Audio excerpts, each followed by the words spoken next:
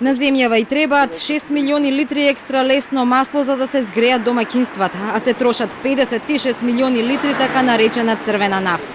Дека завршуваат во транспортот е јавна тајна. Одредени бензински ја точат во замена за дизел гориво. И додека власта декларативно се бори за намалување на загадувањето, а земјава се гуши, на терен не се преземаат мерки со кои ќе се спречи злоупотребата на така наречената црвена нафта, која е огромен загадувач.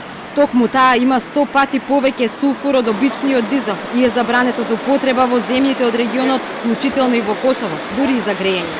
Според стандардите, емисијата на штетни гасови, поточно сулфурот, на дизелот е 10 ppm. На истото користењето на екстра лесно 1000 ppm, значи 100 пати е поголемо загадувањето на согорувањето на екстра лесното за разлика од примената на дизел горивата. За абсурдот да биде поголем, ниту со новиот закон за акцизи нема потези кои ќе значат укинување на употребата на екстра лесното масло за домаќинствата или пак во најмала рака за изедначување на акцизата со таа на дизелот. Туку акцизата на екстра лесното е за 9 денари пониска од таа на дизелот. Нема ниту регулатива за екогоривата како биодизелот.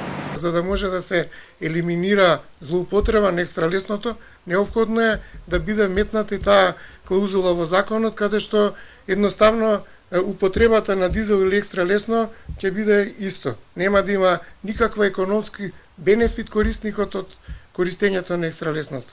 Државата треба што поскоро да го донесе законот за биогорива, каде што ќе биде задолжителна примената на биогоривата во горивата кои што се применува за транспорт.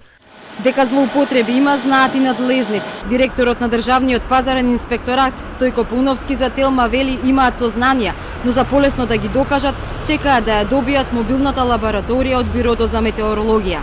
И додека се исправат бирократските проблеми, засега никој како да не е загрижен за тоа какви отрови дишат граѓаните од испусните гасови на автомобилите. Скопје и другите градови во земјава се гушат, а токму 36% од загадувањето отпаѓа на транспортот. А за состојбата да биде поалармантна, во земјава се влезени околу 250.000 половни возила со пониски екостандарди, а голем дел од нив возат на дизел.